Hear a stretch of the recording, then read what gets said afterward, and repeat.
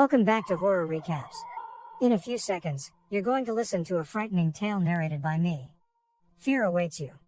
Watch out and take care. The company where Sam works plans to go on a retreat. Shortly before the journey, Sam sees a print on the bus stairs that says "Watch your step," and he feels wrong. On the way, Isaac leaves his seat to make a private call in the back. As soon as they get on a bridge under construction, Sam feels unrelaxed.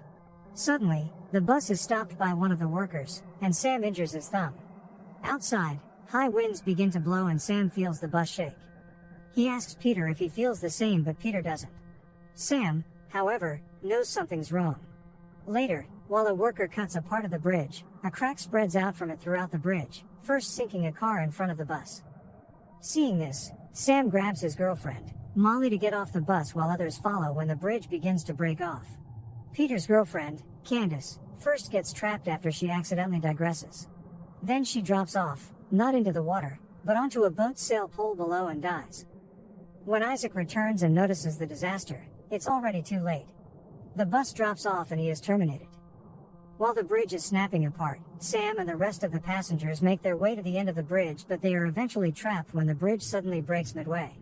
Now, the only way to get to the other end of the bridge is the linking rail that carries the concrete. Using the concept of ladies first, Sam asks Molly to go before him. But before Sam can use the rail himself, he hears Olivia crying for help after dropping her glasses and is hardly able to see. So he rushes to bring her to the rail. For the second time, ladies first. Olivia crawls since she's partially blind, and follows Molly's voice. She gets near Molly but not close enough to successfully reach for her hand. The rail gives way soon enough and she slides off into the water below. Unfortunately, a car drops from the bridge directly on top of her. As Nathan makes a run for it to the end of the bridge with his boss, Dennis, he gets eliminated all of a sudden. Sam quickly notices the bridge giving way and runs to the edge before it begins to drop people off. Dennis almost drops off too but holds tightly onto something. However, hot asphalt spills on him at the same time, burning him before he lets go. Peter from the back notices the bridge going down and runs to grab onto a bent railing on the end of the bridge, only left for him to climb up. Nevertheless, he waits to see Sam do the same and Sam jumps just before the bridge goes down. Unfortunately, the railing is too weak for two. However, it bears their weight only to leave them with something grave to deal with.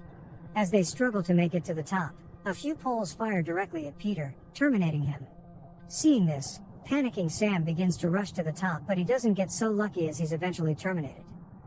Then he wakes up to realize that it was all a trance and he's still sitting intact there on the bus. But at the same time, the bus stops the same way and he injures his thumb. The same series of events as he saw in his trance begins to unfold and he immediately understands the gravity of the situation. At once, he goes to pick up Molly while warning everyone to get off the bus, saying the bridge will collapse.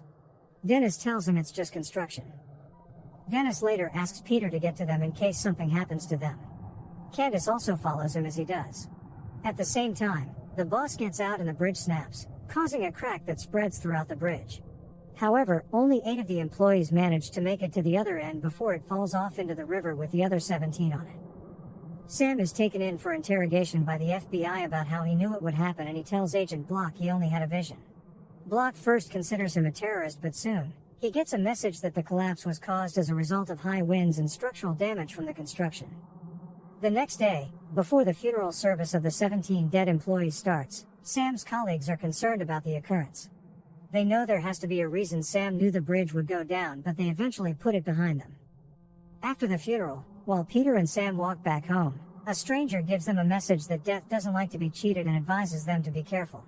Peter merely finds him creepy and leaves, but Sam stays back, understanding that there is more to the creepy man than meets the eye. After working the first shift at a restaurant, Sam goes to Molly's house and confesses to her that when the bridge started to collapse, all he thought of was getting her to safety. Meanwhile, Peter meets Candace at the gym about to start her last practice routine for the college gymnastics championship. She feels unprepared, but Peter encourages her. The gym feels hot and an electrician fixes the fans but accidentally leaves a peeled cable on the gym floor. As Candace is about to start practicing, she feels something is wrong but continues nevertheless. A screw drops from the ceiling fan on the gymnastic beam unknown to her. Then, as she goes for her second practice routine, she nearly steps on the cable, which now has water dripping on it from the ceiling. She would have been electrocuted by the water trickling close to her foot, but she luckily drops a hand towel on it and steps instead on the towel. As she starts her second routine, the screw holding the bar is about to come loose. But it eventually doesn't. Instead, the same screw Candace missed on the beam injures another person practicing after her. She trips, causing a miss that then distracts Candace. This in turn causes her to swing off the bar and hit the floor hard, breaking her spine and dying. Later, while Sam sympathizes with Peter at the gym, he sees the creepy man again and wonders why he's following them. Back at the company, Olivia believes that Candace only died because of the nature of gymnastics. Also, Dennis is busy working on more than he can handle since most of his workers are dead and the company will be shut down soon as a result. Isaac, on the other hand, goes around the dead staff's desks, stealing their possessions. There, he also steals a spa ticket and goes to the spa later that evening. After being attended to by a pretty lady and laid on the bed, he's surprised to find that an old woman is the one handling the therapy session. While she aligns his bones, one of the bed stands creaks unknown to them. Next, he's put on a mild acupuncture and instructed to sleep for 30 minutes, after which the woman departs the candlelit room after switching off the electric bulbs. The candles mysteriously start a fire and Isaac wakes up to call for help. In his struggle to get out of the bed stand gives way and he falls flat on his face and faints. Just then, a sterilizing fluid pours out on the floor.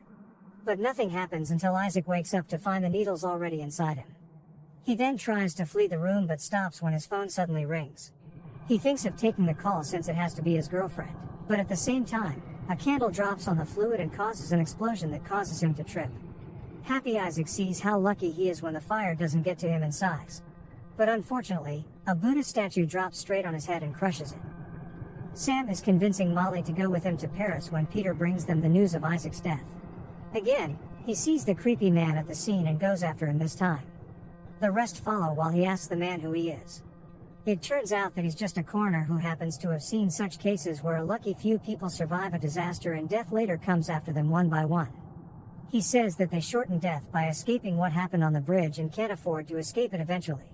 He then gives them the only solution to the tragic situation, and that is to take someone else's lifespan by killing them. This is when they then understand that death is hanging around them. But Sam realizes that he rescued Molly in his vision, so she's probably not going to die. But Olivia and Dennis are absent at the scene, so they arrange to inform them immediately.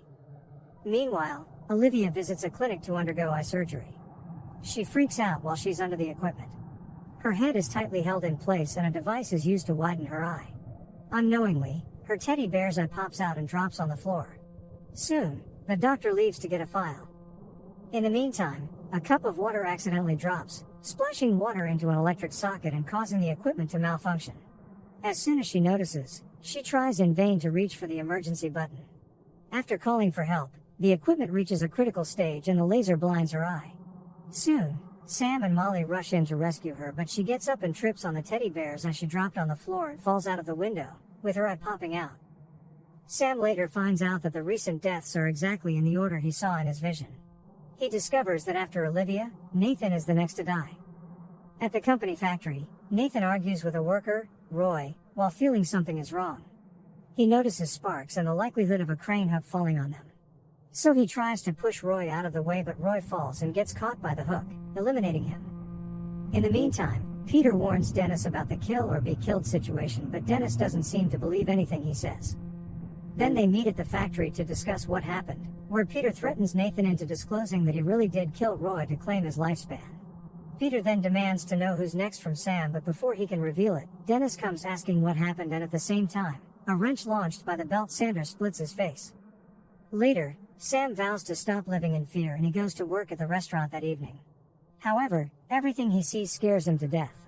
Then, he takes the offer to intern in Paris from his restaurant boss.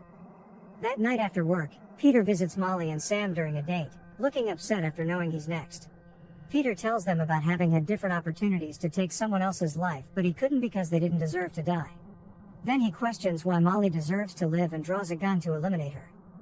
Sam rescues Molly at once and they run to the kitchen, where Peter later catches up with them and knocks Sam out since killing him won't do him any good. He then turns a few stoves on, intending to blow up the place. Agent Block shows up at the scene soon and Peter eliminates him. However, we all understand that Peter now really can't let Molly live after witnessing him murder Block. So he still attempts to kill her. Sam later wakes up and rescues Molly, causing the gun to drop on a stove during the fight. Peter beats Sam up and Molly comes back to rescue him when Peter intends to stab him. He overpowers Molly and attempts to stab her, but Sam takes him out.